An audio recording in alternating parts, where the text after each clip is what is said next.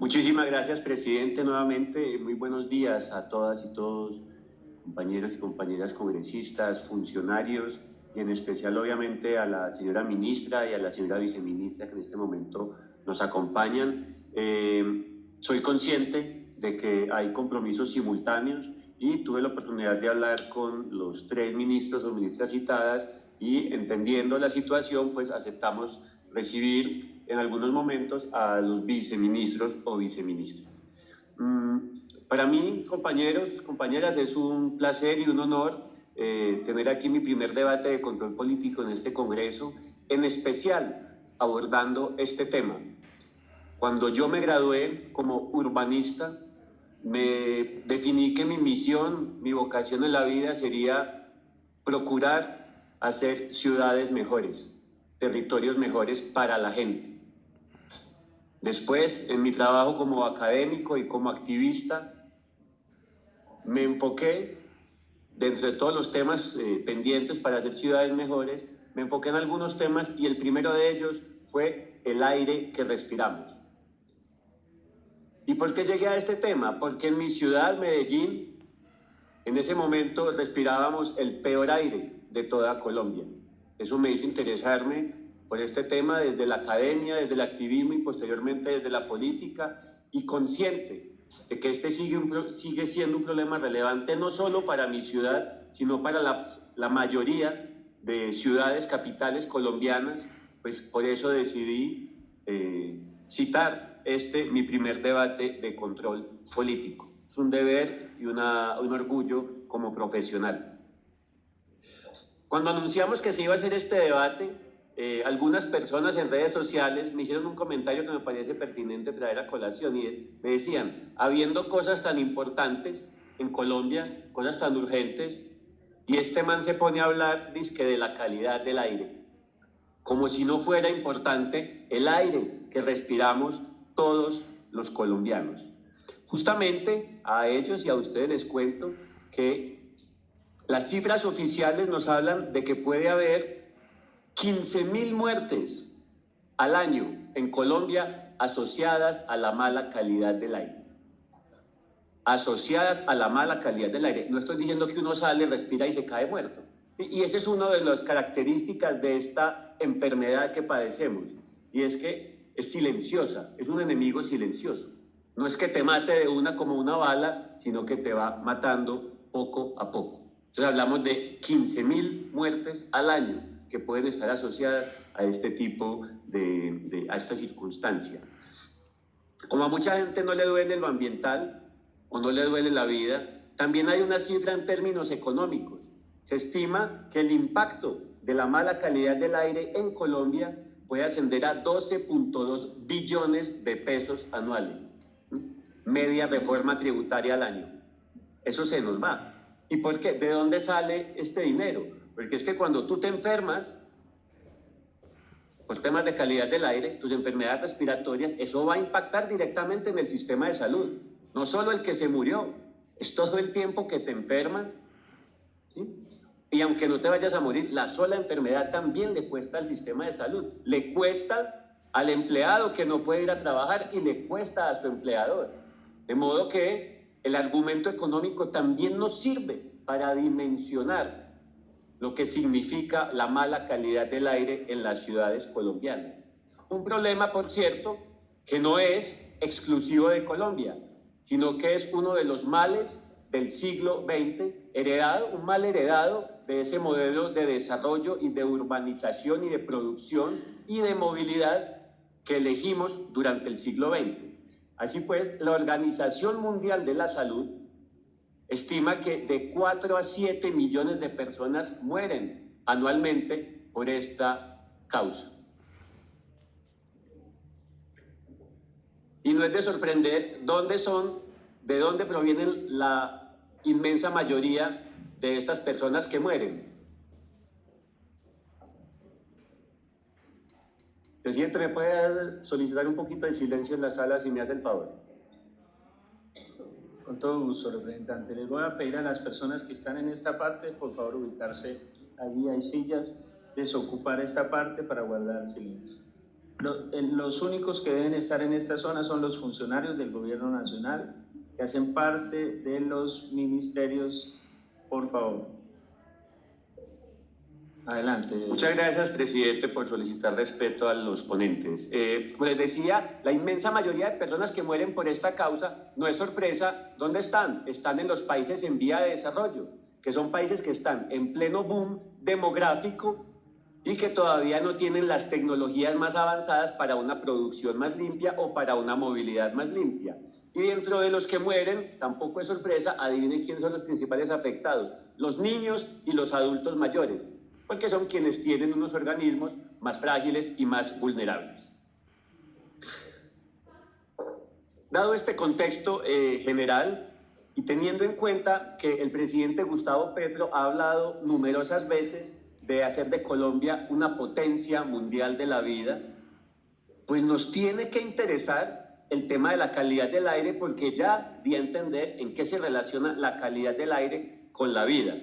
Entonces cabe preguntarnos, ¿cómo estamos en Colombia en este tema? La respuesta rápida, compañeros: estamos mal. ¿Sí? La respuesta larga la voy a intentar desarrollar en los próximos 5 minutos. ¿Por qué estamos mal? Primero, porque no conocemos casi la dimensión del problema. ¿A qué me refiero? No existe en Colombia aún un verdadero monitoreo frecuente y riguroso con un seguimiento de cómo es el problema. Entonces, desconocemos la magnitud del problema. ¿Qué es lo primero que uno tiene que hacer cuando está enfermo? Ir donde el médico a que le mande los exámenes. Pues bien, muchas ciudades de Colombia, la mayoría, todavía no han ido al médico a hacerse los exámenes.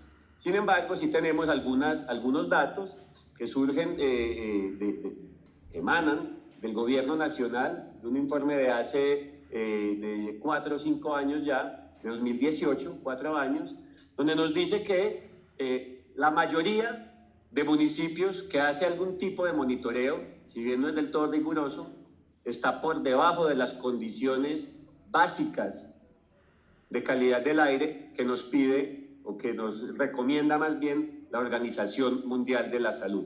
76% de los 78 municipios que tienen algún tipo de vigilancia están respirando niveles perjudiciales para la salud humana. Entonces nos queda el dato de que en los pocos que se han ido a hacer los exámenes salieron negativos, pero el principal problema es todos aquellos que todavía no han ido a hacerse el examen donde el médico. ¿Qué más sabemos de este problema? Tenemos algunos datos algunas ideas de cuáles son las fuentes de las cuales proviene este problema. En las principales ciudades que han medido esto, sean Bogotá, Medellín y Cali, el diagnóstico es bastante similar. Es que de un 80 a un 95% de las emisiones contaminantes provienen de las fuentes móviles. Distinguimos entonces fuentes móviles, es decir, todo lo que es asociado a la movilidad, y las fuentes fijas, que es principalmente todo lo asociado a las industrias y otro tipo de fuentes más pequeñas como las canchas de fútbol en arena, algunos detallitos pues que también contaminan. Y ojo, un tema que ha sido todavía poco estudiado y comprendido: mucha parte de la contaminación de las ciudades, pero no sabemos cuánta, viene de los incendios forestales. Es decir, la deforestación que se produce por fuera de las ciudades termina contaminando. Y esto es a la vez bellísimo y preocupante. Bellísimo porque nos hace entender, ministro, ¿cómo estás? Bellísimo porque nos hace entender la enorme interdependencia que hay entre las zonas urbanas y las zonas rurales. Aunque los citadinos nos creamos más que los campesinos muchas veces, porque esa ha sido como la tradición que nos han inculcado, la realidad es que en las ciudades dependemos totalmente de lo que sucede en el campo, y no solo por temas alimentarios, también la misma deforestación que se produce termina envenenando el aire que respiramos acá. Y ojo, no es por la deforestación aquí cercana a Bogotá, ¿sí? Los incendios del Amazonas terminan contaminando el aire de Bogotá y de Medellín. Por lo tanto, y aquí hay un primer llamado a la señora ministra, que además le reconozco el interés que ha prestado a este tema en su paso por la alcaldía de Bogotá y por el Consejo de Bogotá, de modo que, ministra, no es por ponerle presión, pero esperamos mucho de usted en este tema. ahí hay un tema que falta por ser más conocido, explorado y controlado. Entonces la deforestación no es solo en términos de pérdida de biodiversidad, en pérdida de naturaleza, sino que también es en pérdida de calidad del aire que aquí estamos respirando. Y eso, compañeros, tiene que hacernos preocupar. Como sí sabemos que una buena parte de la contaminación viene de las fuentes móviles, conviene entonces preguntarnos por cómo es la movilidad de nuestras ciudades. En este estudio que se hizo en el Valle de Aburrá, que ha sido tal vez la metrópoli más juiciosa en estudiar este fenómeno en el país, pues encontramos que una buena parte viene de los camiones y las volquetas. ¿Por qué? Porque son los vehículos más viejos que funcionan aún con combustibles malos y con tecnologías malas. Esto, en las tecnologías de camiones se habla de Euro 1, 2, 3, 4, 5 y hasta 6. Muchos de los camiones y volquetas y buses que circulan en Colombia todavía son de tecnologías Euro 2 y 3. De modo que tenemos ante un problema de combustibles, pero también un problema de tecnología de los vehículos. Allí vale la pena preguntarnos entonces, cuando hablamos de transición energética, señora ministra, viceministra de Energía, pienso yo, y esto es obviamente para debatir, que el foco de la transición energética para Colombia no debería estar centrada en cuántos gases a efecto de invernadero producimos, porque sabemos que el aporte de Colombia en este sentido a nivel mundial no es relevante. Debería ser mucho más importante para nosotros las emisiones que afectan la calidad del aire que respiramos. Y está relacionado, pero no es lo mismo. Y ahí pienso yo que la transición energética debería concentrarse allí, porque tenemos un país con 15 millones de vehículos, de carros, muchos de ellos viejos, porque Colombia no es un país desarrollado donde la gente esté comprando carro nuevo cada 2 años, como sucede en otras partes. Entonces tenemos que pensar cuál es el tipo de energía que le suministramos a esos vehículos, cuál es el tipo de movilidad que queremos desarrollar para ver si realmente podemos hablar de aire más limpio y de transición energética. Pero allí surge un problema, y es que la gente está pensando que la solución al problema de la contaminación del aire son los carros eléctricos. Compañeros, miren esa foto, un trancón cualquiera en la ciudad de Bogotá en este caso, pero en casi todas las ciudades lo vemos. Imagínense ustedes que cada uno de los carros que ven ahí es un carro eléctrico. Entonces, ¿qué sería? Es un trancón sostenible. Esa no puede ser el futuro de la movilidad. Puede que eso no contamine el aire, pero tampoco genera una mejora en la movilidad. Por eso, y voy a ser muy insistente hoy y durante los 4 años que esté en esta comisión, el futuro de la movilidad y de la sostenibilidad urbana está en el transporte público. Si logramos movilizar cada vez más gente en transportes públicos limpios, es decir, con energía eléctrica principalmente, pero llegarán otras opciones, incluso el gas natural hoy en día es una opción, ahí está la verdadera sostenibilidad de nuestras ciudades, y no en llenar esto de carros y motos eléctricas que a la postre van a terminar siendo también un problema ambiental. ¿Qué más tenemos como diagnóstico en nuestro país? Primero, nos falta conocimiento, lo dije ahora, no todas las ciudades tienen un buen inventario de emisiones atmosféricas, no todas las ciudades tienen un buen sistema de monitoreo de la calidad del aire, pero también nos falta control. Las autoridades ambientales muchas veces o no tienen la capacidad o no tienen la voluntad política de abordar este problema, o nos chutamos la pelota. ¿Sí? Ah, no, es que eso es de los de movilidad. Ah, no, es que eso es de los de medio ambiente. No, es que eso es de la autoridad ambiental. Entonces falta también un rigor, ¿sí? Una información y una capacidad técnica para eso. Y además tenemos un dato que es muy preocupante, y es que al parecer más del 50% de los vehículos en Colombia andan con la revisión técnico-mecánica falsa o sin la revisión técnico-mecánica.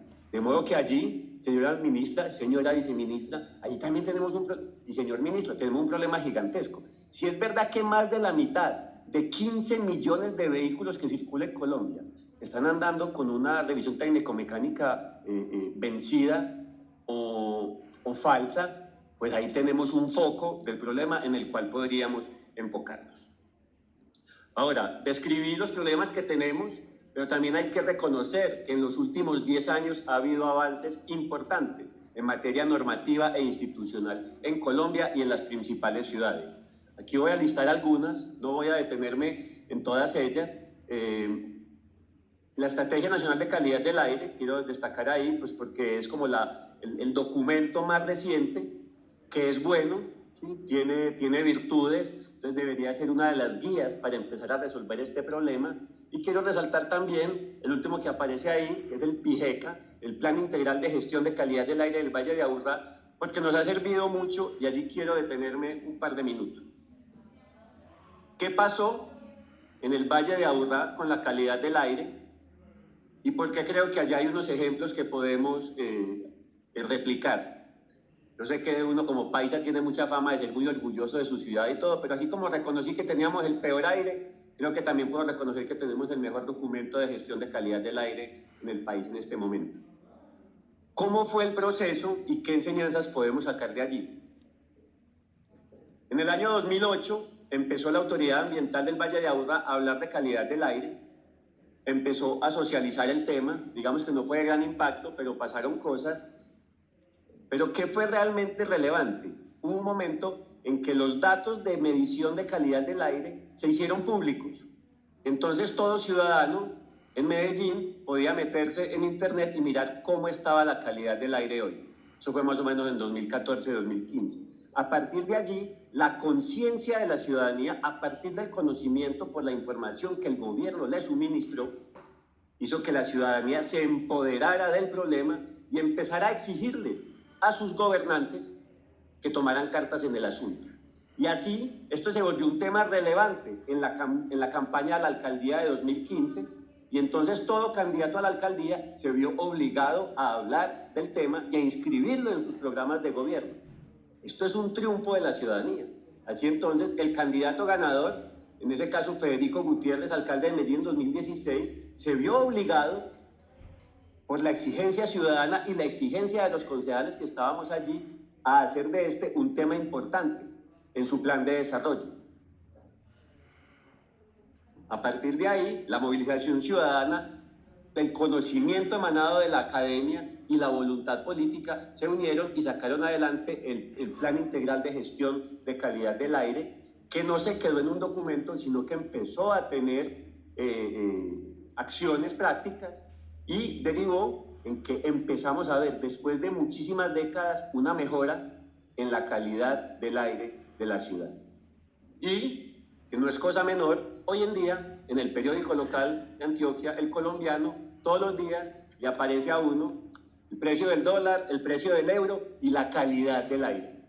Fíjense que no es una bobada, porque ya se vuelve un tema de dominio público y hasta los medios ya se ven obligados a estar informando diariamente cuál es la calidad del aire que respiramos en el Valle de Aburrá. Yo insisto, esto es ejemplar porque nos muestra cómo, aquí llegamos a un tema de gobernanza, cómo una acción sinérgica entre academia, ciudadanos, empresa privada y sector público puede realmente dar a luz a verdaderas estrategias de mejoramiento de la calidad del aire, un problema que nos afecta a todas y todos. No es el único documento que hay. Reconozco que también en la ciudad de Bogotá ha habido inmensas mejoras en los últimos 6, 7, 8 años. Por supuesto, yo conozco más el caso de mi ciudad, puesto que fui concejal allí. También hay que decir que recientemente la Organización Mundial de la Salud ha renovado sus guías para esto y tenemos la exigencia, y esto es otra cosa, compañeros, de poner al día la norma colombiana con las recomendaciones de la Organización Mundial de la Salud. No podemos conformarnos con respirar un aire más malo que el que respiran en Europa, en Estados Unidos, en Japón o en otros países. Voy a terminar en estos últimos 4 minutos que me da el presidente por señalar algunas propuestas, algunas sugerencias. No, antes quiero mencionar esto que es muy importante, señora viceministra. Uno de los factores que más ayudó a la mejora de la calidad del aire, tanto en Medellín como en Bogotá, fue el momento en que el ministerio obligó a que se suministrara un mejor combustible a las ciudades. Cuando bajamos, en Medellín esto fue impresionante, pasamos algo así como de un diésel de 3.500 partes de azufre por millón a 50, y lo hemos seguido incluso bajando, y una gasolina que llega ya a 10 partes por millón. La mejora del combustible es fundamental para esto, y allí nos muestra nuevamente el porqué, o más bien el cómo o el hacia dónde debe ser la transición energética. Ahora sí voy a terminar con una serie de propuestas empaquetadas en 5 grandes bloques. El presidente Petro, insisto, repitió mucho el tema de Colombia, potencia mundial de la vida. En su discurso de posesión habló de que íbamos a cuidar el aire, también habló del agua y otras cosas, pero nos estamos enfocando en que dijo que iba a cuidar el aire de nuestro país. Nuevamente he seguido desde hace ya muchos años la carrera de la señora ministra Susana sobre este tema, y ha sido incisiva, de modo que hay grandes expectativas. Esas expectativas, pienso yo, tienen que verse plasmadas primero en el plan de desarrollo. Señores ministros, si no está en el plan de desarrollo es que no nos importa. Alguito he aprendido yo pues en 7 años de política, y es que si eso no queda en el plan de desarrollo y después no se ve reflejado en los presupuestos, entonces estamos haciendo poesía. Muy importante la poesía, pero aquí estamos para hacer política pública.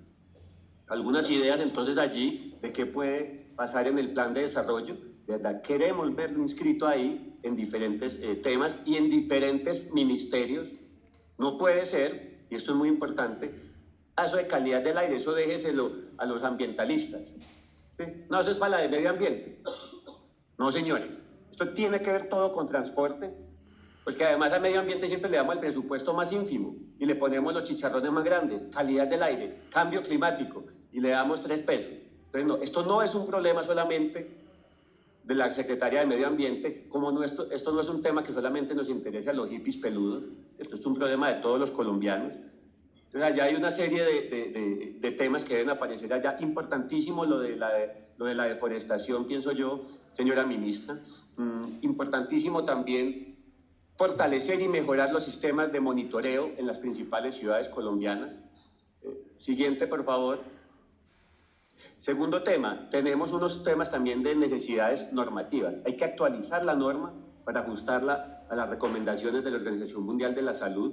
Tenemos que hacer que esto también empiece a ser un tema de los que hablan de gestión de riesgo y también del Ministerio de Salud, porque al final esto es un tema de salud, que fue por ahí que empecé mi exposición. Pues tenemos que hacer que ellos también se interesen. Tenemos que hablar de soluciones basadas en la naturaleza. No todo es carro eléctrico o buses eléctricos. También tenemos que ver cómo la misma naturaleza y el mismo diseño y ordenamiento de las ciudades nos ayuda a corregir este problema. Debería ser obligatorio también unos planes de descontaminación para las principales ciudades colombianas. En un tema de gobernanza, es decir, de cuáles son las responsabilidades de todos los actores asociados a este problema, también hay bastante por mejorar. Allí dejo algunas ideas, compañeras, compañeros y señores ministros. Tenemos un tema importantísimo que señalé alrededor de la movilidad o de las fuentes móviles. Entonces allí voy a insistir mucho. La solución no es ni más carros eléctricos, y la solución no es hacer autopistas más grandes. La solución es el transporte público y fomentar ciudades donde caminar y montar en bicicleta sea seguro, agradable, accesible. Y aprovecho para felicitarnos porque ayer aprobamos la ley del peatón en la plenaria de la Cámara. Y también tenemos que modernizar la flota más vieja, la flota vehicular más vieja del país. En Medellín empezamos por ahí, modernizamos unos 1.500 buses y la calidad del aire mejoró. En Bogotá hicieron lo mismo, cambiando la tecnología de los buses, y la mejora fue impresionante. Entonces, a la hora de priorizar, creo que allá hay algo. Y finalmente, aunque no fue el foco de mi presentación, También tenemos que hacer algo por las fuentes móviles. Sin embargo, preferí centrarme en los temas de movilidad, dado que esta es la comisión que se ocupa de los temas de transporte, pero allí dejo algunas ideas para las fuentes fijas. En conclusión, compañeros, esto es un problema que nos atañe a todos, que nos afecta a todos, principalmente a los más vulnerables. Este es un problema que muestra la interdependencia que tenemos entre el campo y las ciudades, y este es un problema que, si somos coherentes con la idea de Colombia, potencia mundial de la vida, merece absolutamente toda nuestra atención. Muchas gracias por su atención. Concluimos el debate con la proposición de satisfacción o no por parte de la plenaria de esta comisión. Presidente, muchas gracias. Voy a ser muy breve porque sé que estamos ya hambriados. Me voy muy satisfecho con este debate. Veo que por un lado pues hay una bancada de congresistas que entiende la necesidad de actuar sobre este problema, pero sobre todo veo unos funcionarios que desde sus diferentes ministerios también no solo entienden, sino que saben, conocen y tienen la intención de trabajar en ello. Entonces, eso me deja muy satisfecho. Espero, señora ministra, y a los amigos de viceministros, que realmente esto no se quede en este debate, sino que lo veamos. Como lo dijimos, lo primero que tiene que verse reflejado esto es en el Plan Nacional de Desarrollo. Cuenten conmigo para eso. Llámenme al escondido, escríbame, mándenme razones. Yo pongo la cara por este tema para que esto nos quede allá. Insisto en que la transición energética en Colombia tiene que tener como prioridad no tanto los gases de efecto invernadero, sino el aire que estamos respirando los colombianos, que no son cosas excluyentes, pero creo que esto es prioritario. Insisto en que la movilidad eléctrica es importante, pero sobre todo es importante la movilidad eléctrica asociada al transporte masivo, ¿sí? No nos ganamos nada con llenar las ciudades de carros eléctricos. Eso no va a mejorar la movilidad y eso no va a mejorar la sostenibilidad. Finalmente, adhiero, señor presidente, la idea de formar una comisión accidental para hacerle seguimiento a este tema. Yo me encargo de pasar la proposición y la hacemos aprobar en plenaria para que quienes quieran se adhieran a esto. Y muy importante, ya para terminar, algo que yo no señalé en mi debate, pero que sí señaló Susana, es la importancia del teletrabajo y los horarios flexibles para mejorar las condiciones de congestión, no solo del transporte público, sino de las vías, y por lo tanto mejorar la calidad del aire. Si no aprendimos eso de la pandemia, por lo menos, entonces no aprendimos nada. Muchísimas gracias a todas y todos y me voy muy satisfecho de este debate.